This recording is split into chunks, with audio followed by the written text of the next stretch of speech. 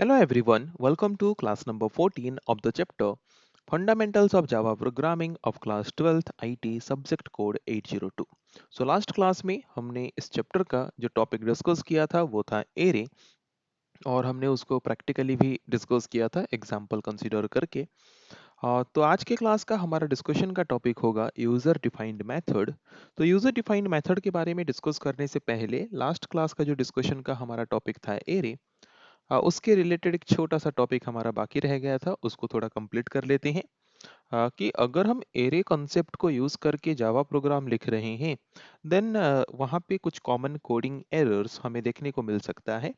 तो मोस्टली दिखने वाले कॉमन कोडिंग एरर क्या है उसके बारे में हम अभी डिस्कस करेंगे पहले, फिर हम जंप करेंगे यूजर डिफाइंड मेथड टॉपिक में।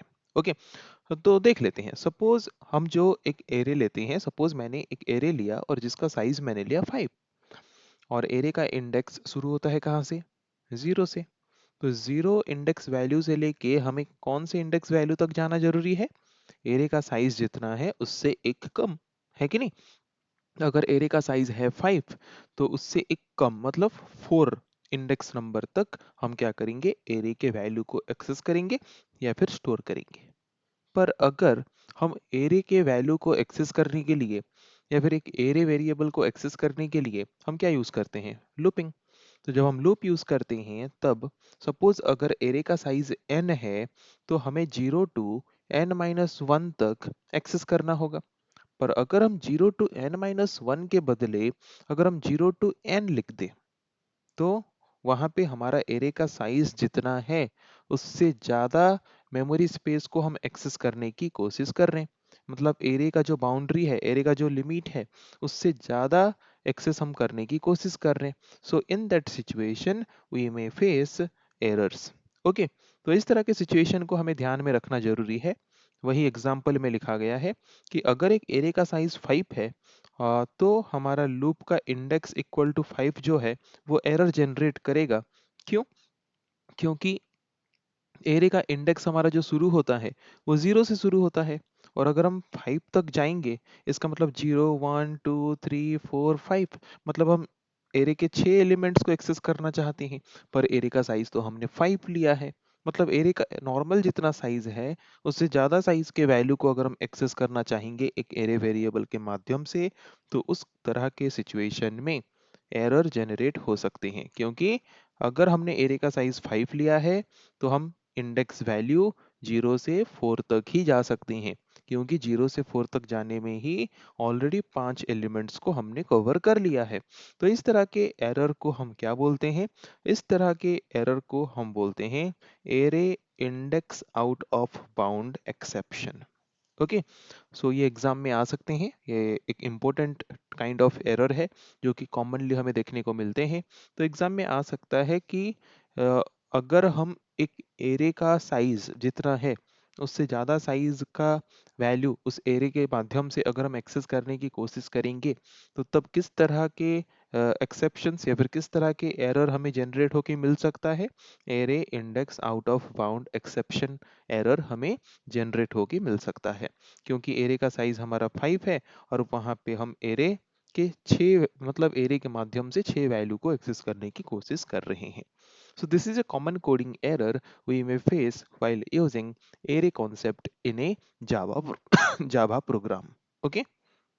तो ये एरे का जो टॉपिक है ये तो ऑलरेडी हमने लास्ट क्लास में डिस्कस किया था। बस कुछ कॉमन कोडिंग एरर्स जो हमें फेस करने पड़ सकते हैं उसका एक टॉपिक हमने एरे के रिलेटेड देख लिया है। तो आज के क्लास में हम शुरू करने जा रहे हैं और एक नया टॉपिक जिस टॉपिक का नाम है user defined methods. Okay, user defined इस टर्म से तो हमें पता चल रहा है एक ऐसा मेथड जो यूजर खुद डिफाइन किया हो कि वो मेथड क्या कर सकता है। ओके, सो ये तो डिफाइन हो गया कि ये तो हमें पता चल गया कि यूजर डिफाइन क्या है। अभी हमें ये पता करना है कि मेथड क्या है। What is method? ये तो ऑलरेडी हम पढ़ते आ रहे हैं जब हमने मेन मेथड के बारे में पढ़ा था। तो मेथड क्या है?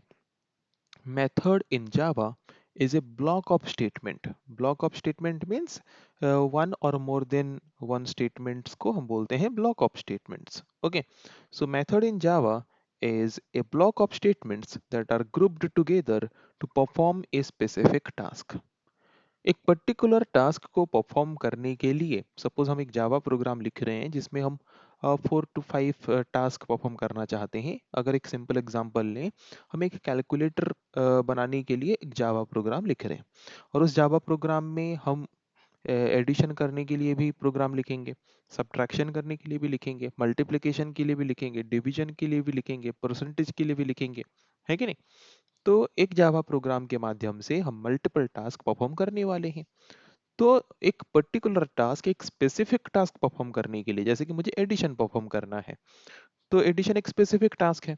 तो एक स्पेसिफिक टास्क को परफॉर्म करने के लिए हमें जितने भी स्टेटमेंट्स चाहिए होते हैं, उन ब्लॉक ऑफ स्टेटमेंट्स को अगर हम एक ग्रुप बना दें और ग्रुप बना के उसको एक नेम असाइन कर दें, then that group of statement और that block of statement is called method.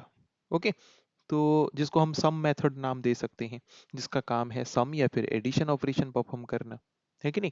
So I hope इतना तो सबको क्लियर हो गया होगा कि मेथड क्या है। Okay, so method in Java is a block of statements that are grouped together to perform a specific task।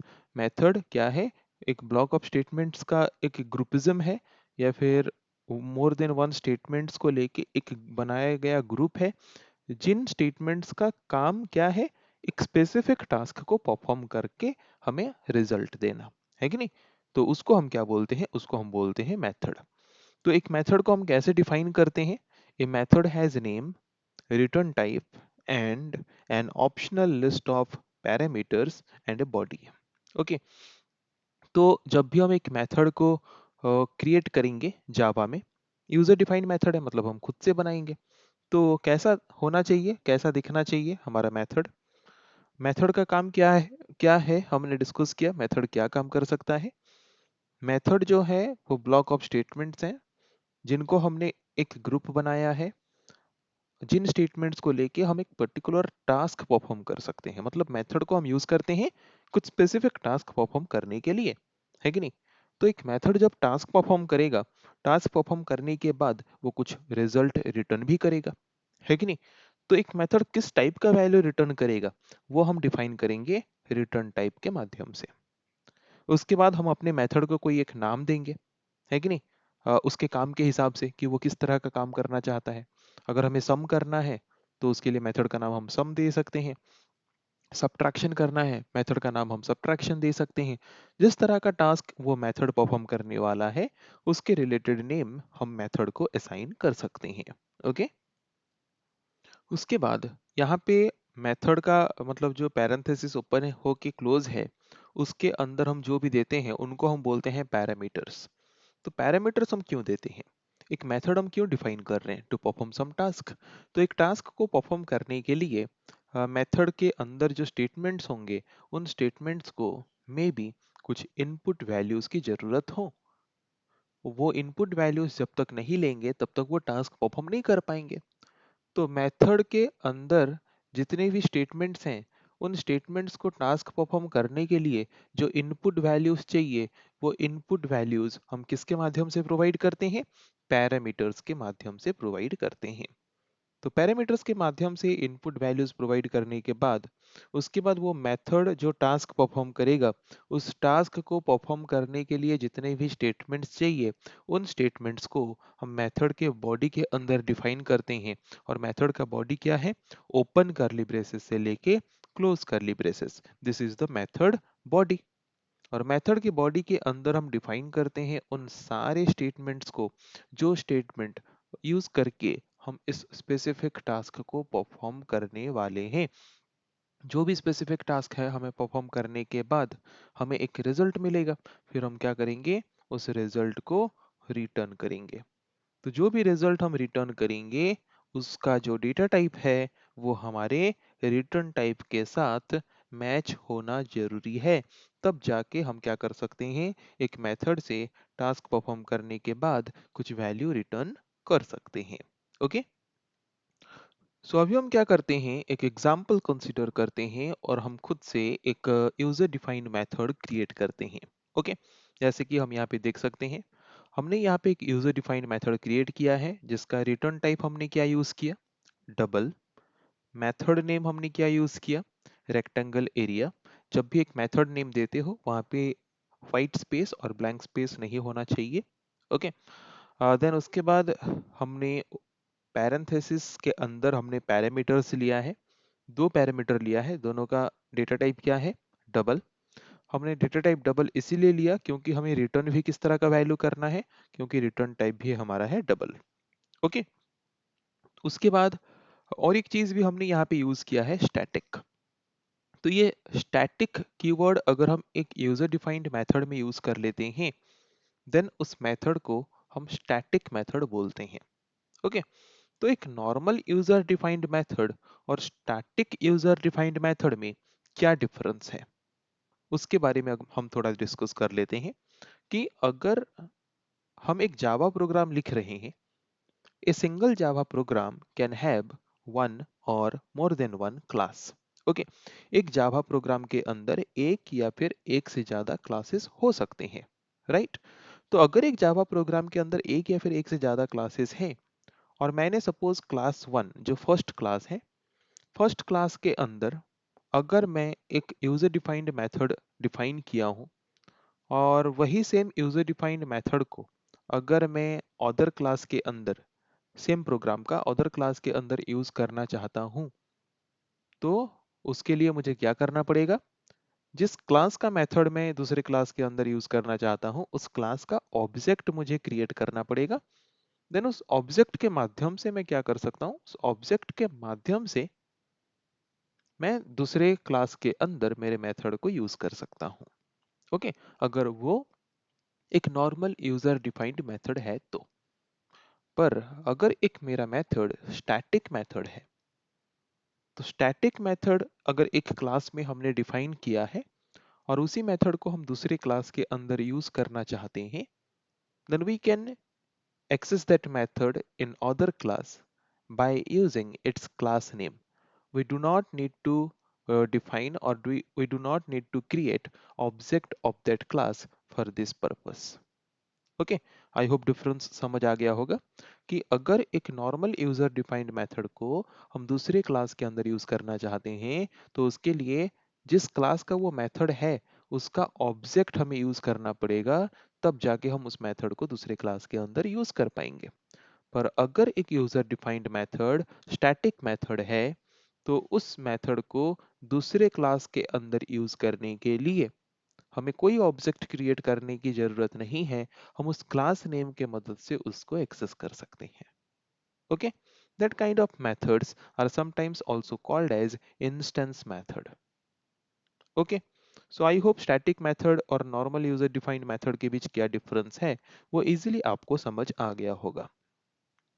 उसके बाद ये मेथड का बॉडी है ओपन करली ब्रेसेस क्लोज करली ब्रेसेस, एंड उसके अंदर हमने एक रिटर्न स्टेटमेंट यूज किया है, जो कि लेंथ एंड ब्रेड्थ को मल्टीप्लाई करके रेक्टेंगल का एरिया जो वैल्यू है वो रिटर्न करेगा।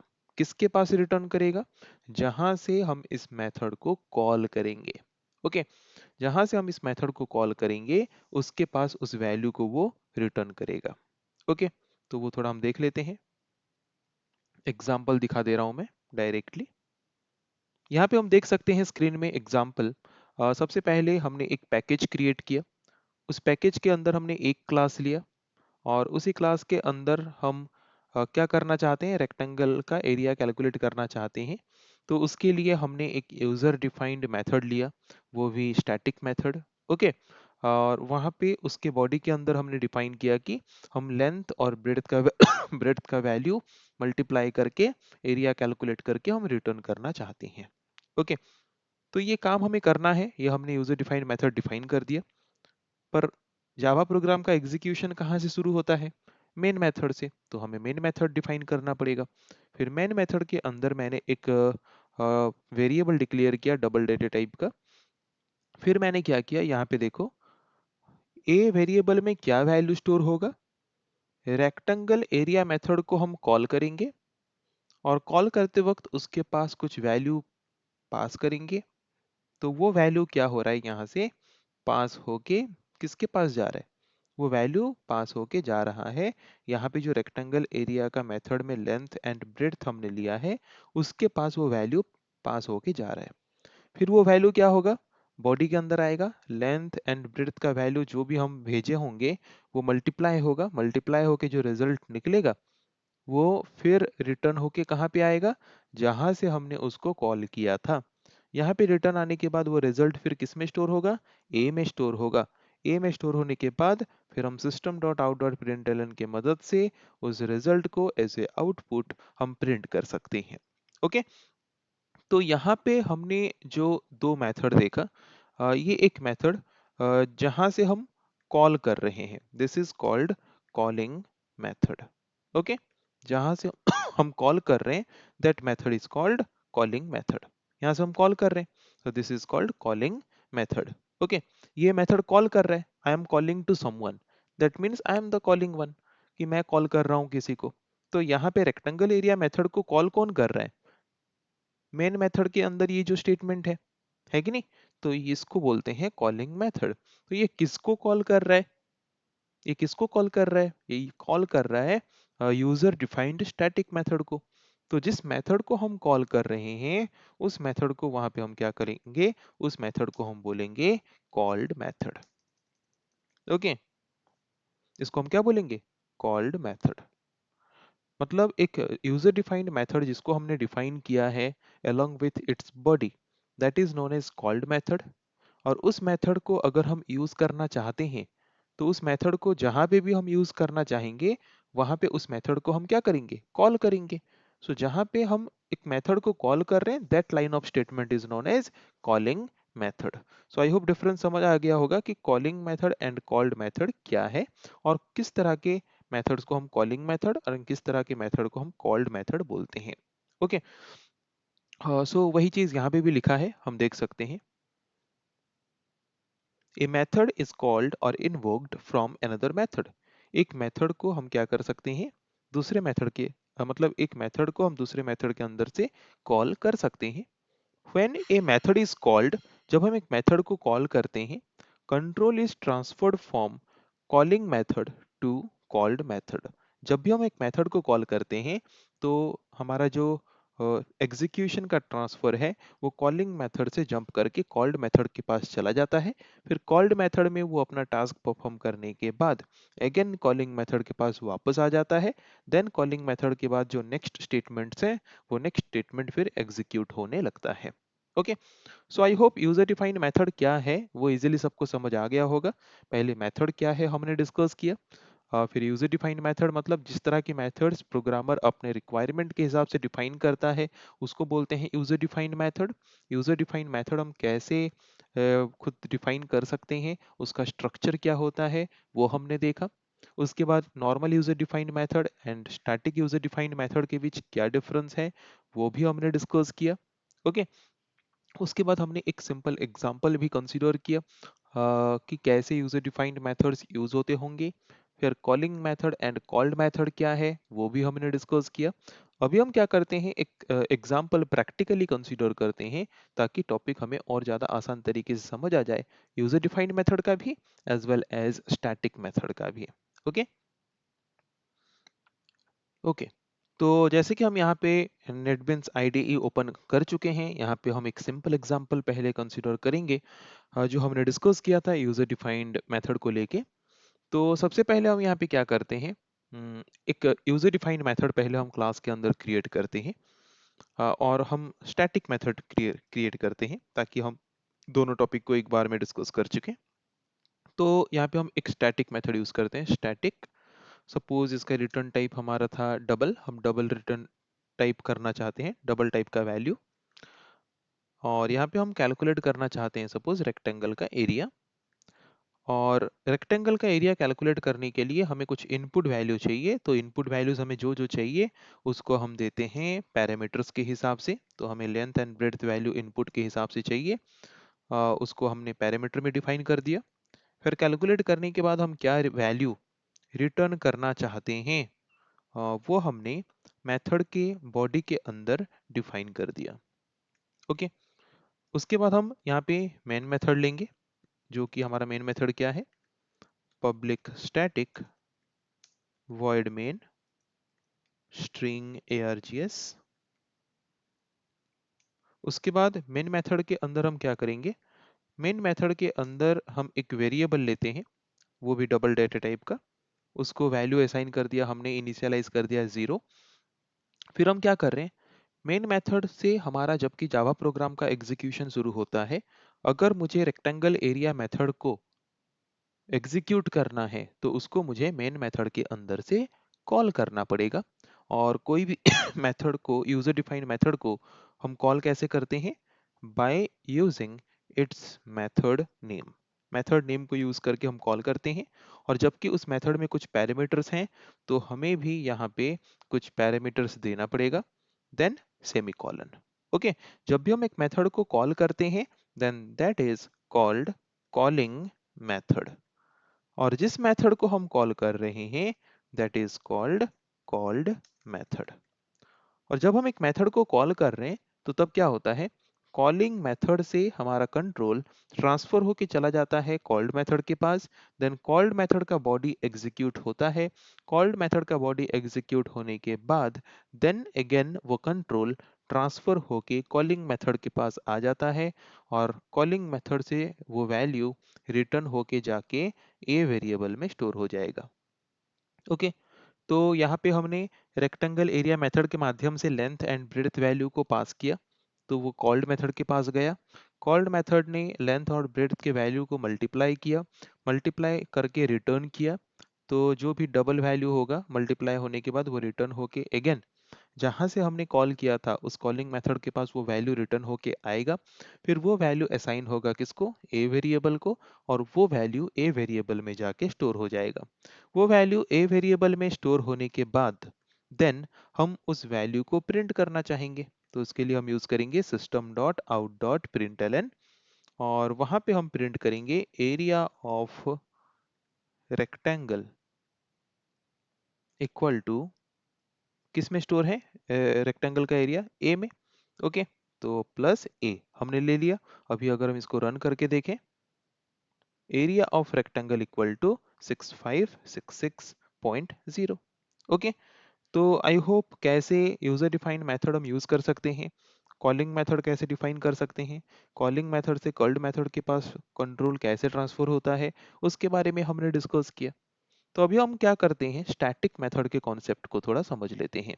तो स्टैटिक मेथड का कॉन्सेप्ट समझने के लिए हमें और एक क्लास का हेल्प लेना पड़ेगा। A single Java program can have one or more than one classes, right. तो यहाँ पे हम क्या करते हैं, जो स्टैटिक मेथड को हमने डिफाइन किया है उसको हम एक क्लास के अंदर रखते हैं। ओके, और मेन मेथड को और एक क्लास के अंदर रखते हैं। तो जावा प्रोग्राम का एग्जीक्यूशन जो हमारा होता है वो कहाँ से होता है, जावा प्रोग्राम का एग्जीक्यूशन शुरू होता है मेन क्लास के अंदर से, मेन मेथड के अंदर से।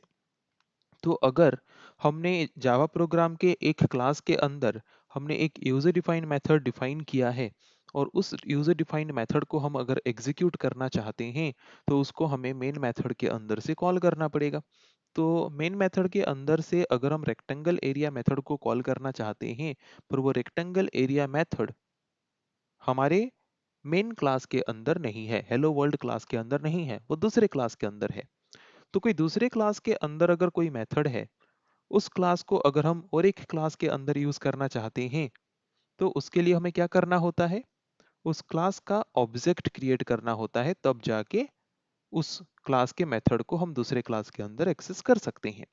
बट अगर एक user defined method static method है तो उसको हम दूसरे क्लास के अंदर एक्सेस कर सकते हैं by using only its class name, we do not need to create its object. Okay, अगर एक मेथड को हमने एक क्लास के अंदर एक यूजर डिफाइंड मेथड के हिसाब से, मतलब स्टैटिक मेथड के हिसाब से अगर हमने डिफाइन किया है तो उसी मेथड को हम दूसरे क्लास के अंदर यूज कर सकते हैं by using its class name. जैसे कि डेमो क्लास नेम है किसका, रेक्टेंगल एरिया मेथड का। तो मैंने क्लास नेम यूज करके जब डिफाइन किया वी कैन इजीली से सी कि यहाँ पे जो एरर दिखा रहा था वो एरर और नहीं दिखा रहा है, वो हमें इजीली अलाउ कर रहा है एक क्लास के अंदर का मेथड को दूसरे क्लास के अंदर यूज करने के लिए। ओके, पर अगर ये एक स्टैटिक मेथड ना होता तो क्या हम क्लास नेम यूज करके उस मेथड को दूसरे क्लास के अंदर एक्सेस कर पाते, नो, यहाँ पे एरर आ रहा है। तो उसके लिए हमें क्या करना पड़ता, उसके लिए हमें उस क्लास का ऑब्जेक्ट क्रिएट करना पड़ता जिस क्लास का वो मेथड है। तो किस क्लास का मेथड है? डेमो क्लास का। तो डेमो क्लास का यहाँ पे हमें ऑब्जेक्ट क्रिएट करना पड़ेगा। Class name object name equal to new class name method. Okay, हमें उस क्लास का ऑब्जेक्ट क्रिएट करना पड़ेगा। देन उस ऑब्जेक्ट नेम के मदद से हम क्या कर सकते हैं, अब उस क्लास के मेथड्स को एक्सेस कर सकते हैं। ओके, तो this is the difference between static method and normal user defined method. अगर हमने एक मेथड को स्टैटिक मेथड के हिसाब से डिक्लेयर किया है, देन उस मेथड को हम अदर क्लासेस में डायरेक्टली एक्सेस कर सकते हैं by using class name. We do not need to create the object. But अगर एक मेथड स्टैटिक मेथड ना हो के नॉर्मल यूजर डिफाइंड मेथड है, तो उसको दूसरे क्लास के अंदर एक्सेस करने के लिए हमें उस क्लास का ऑब्जेक्ट क्रिएट करना पड़ेगा और ऑब्जेक्ट के माध्यम से एक्सेस करना पड़ेगा। Okay, this is the difference between static method and normal user defined method. So I think आज के क्लास में हमने जो टॉपिक डिस्कस किया यूजर डिफाइंड मेथड्स को लेके सबको क्लियरली समझ आ चुका होगा। सो नेक्स्ट क्लास में हम डिस्कस करेंगे ऐसे और कुछ टॉपिक्स। आज के लिए इतना ही। So thank you everyone.